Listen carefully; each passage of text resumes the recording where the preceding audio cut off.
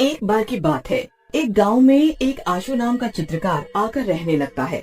आशु गांव वालों से ज्यादा बातचीत नहीं करता था और अपने आप में ही मगन रहता था। गांव वाले उसके इस व्यवहार से काफी हैरान थे। एक दिन दीनू और रवि बैठकर बातें कर रहे होते हैं। अरे दीनू, ये जो आशु चित्रकार है कुछ अजीब सा नहीं लगता?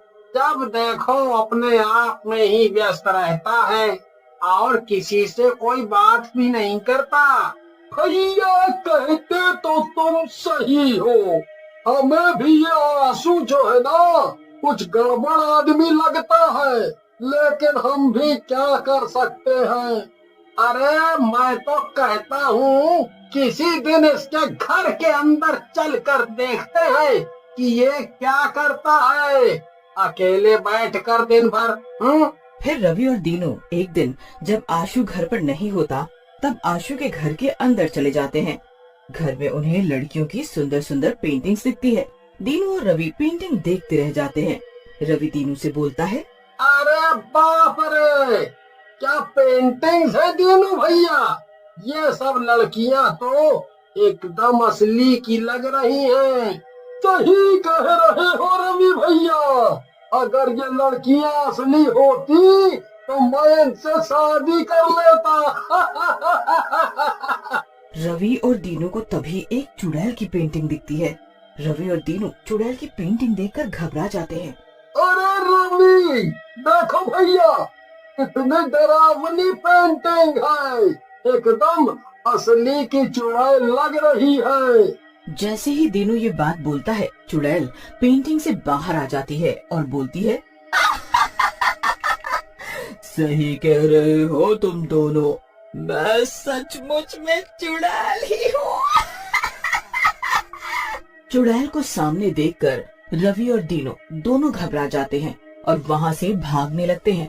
लेकिन तभी सामने से आशु आ रहा होता है। दोनों आशु से बोलते हैं, अरे आशु, बचा लो हमें, तुम्हारे घर में असली की चुड़ैल है, वो हम सबको मार डालेगी, बचा लो। सही कह रहे हो दीनू, वो सचमुच में चुड़ैल है और वो सचमुच में तुम दोनों को मार डालेगी। आशु की बात सुनकर रवि और दीनू हैरान रह जाते हैं और बोलते हैं, क्या मतलब? इसका मतलब है तुम उस चुड़ैल को जानते हो, हैं? क्या वो तुम्हारे साथ है? तब तक चुड़ैल वहाँ पहुँच जाती है और बोलती है, मैं मालिक के साथ नहीं बल्कि उनकी गुलाम हूँ और अब तुम दोनों की बकवास बहुत हुई। अब तुम दोनों को मरना ही होगा और फिर हम सब तुम्हारा मांस खाएंगे। ऐसा कहकर चुड़ैल रवि और दीनू को मार डालती है। तभी सारी पेंटिंग वाली लड़कियां पेंटिंग से बाहर आ जाती हैं और रवि और दीनू का मांस खाने लगती हैं। कुछ देर बाद वहाँ सिर्फ रवि और दीनू का कंकाल रह जाता है। आशु हंसने लगता है। मजा आ गया, मेरे पाले हुए गुलामों ने एक और शिकार कर लिया। इसके बाद आशु उन दोनों के कंकालों को उठाता है और गांव के बाहर फेंक देता है। अगले दिन गांव वालों को दोनों का कंकाल दिखता है। एक गांव वाला जिसका नाम रामू होता है, वो सरपंच जी के पास जाता है और बोलता है, सरपंच जी, मैंने आज 2 नर कंकाल गांव के बाहर देखे हैं। मुझे लगता है ये दोनों रवि और दीनू के ही हैं, क्योंकि वो दोनों लापता हैं। क्या बकवास कर रहे हो दीनू और रवि? नहीं, ऐसा नहीं हो सकता, चलो चल कर देखते हैं। फिर सरपंच जी कुछ गांव वालों को लेकर रामू के साथ जाते हैं। गांव वाले कंकालों को देखकर पहचान जाते हैं। कैलाश नाम का गांव वाला कंकालों को देखकर बोलता है, ये तो सचमुच में दीनू और रवि के कंकाल हैं, लेकिन इन दोनों को इस तरह किसने मारा होगा? इनके शरीर से तो इनका मांस ही निकाल डाला। फिर गांव वाले उन दोनों के कंकालों का अंतिम संस्कार कर देते हैं। कई दिनों तक गांव में कुछ नहीं होता। एक दिन आशु अपने घर से बाहर जा रहा होता है। तभी शन्नो और सविता की नजर उस पर पड़ती है। शन्नो सविता से कहती है, अरे सविता, देख तो सही कितना खूबसूरत लड़का है। ये बिल्कुल कामदेव लग रहा है। मेरा तो इसे देखकर मन कर रहा है कि मैं इसे शादी ही कर लूं। हाँ शन्नो, कह तो तू रही है बिल्कुल सही। ये जरूर किसी बाहर गांव से आया होगा। अपने गांव के लड़के देखे तूने, बिल्कुल छपरी लगते हैं, ना ही शक्ल और ना ही अकल।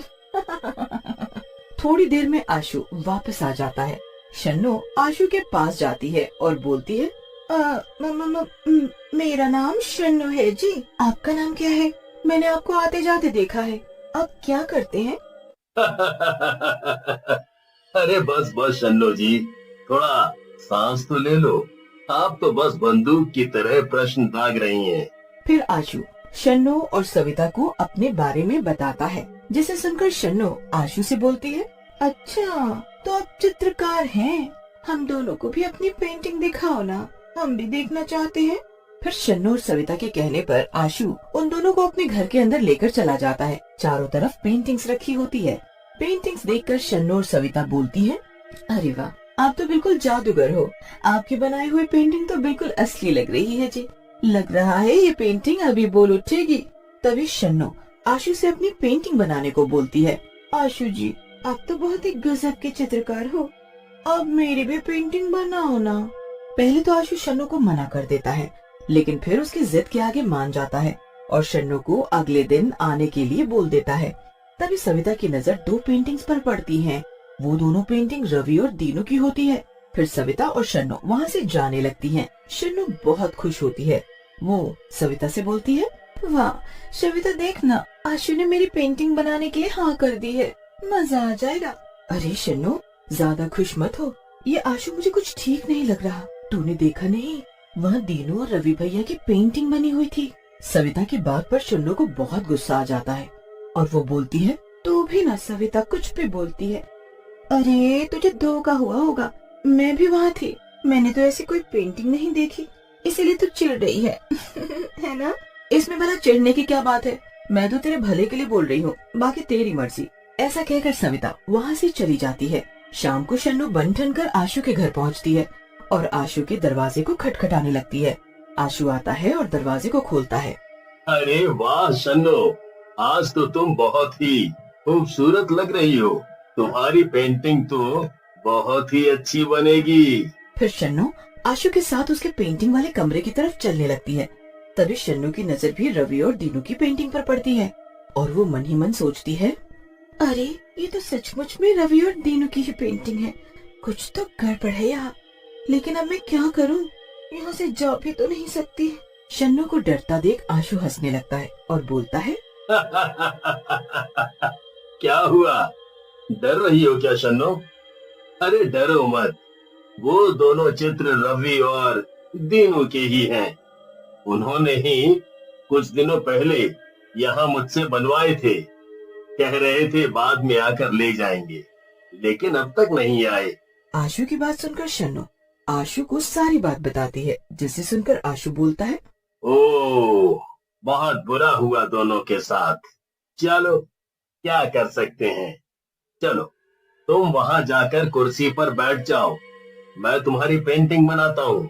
शन्नो आशु के कहने के अनुसार एक कुर्सी पर जाकर बैठ जाती है और आशु उसकी पेंटिंग बनाने लगता है। कुछ देर बाद शन्नो को प्यास लगती है और वो आशु से बोलती है, आशु मुझे प्यास लगी है, मुझे पानी पीना है। आशु किचन की तरफ इशारा कर देता है और अपने काम में लग जाता है और शन्नो किचन की तरफ चली जाती है। उधर शन्नो के जाते ही पेंटिंग में से चुड़ैल बाहर आ जाती है और बोलती है, मौलिक आज तो मजा ही आ जाएगा, इस लड़की का मांस खाने को मिलेगा। आशु हंसते हुए चुड़ैल से कहता है, सही कह रही है चुड़ैल, लेकिन जरा सब्र कर, कहीं उसे पता चल गया तो सब गड़बड़ हो जाएगी।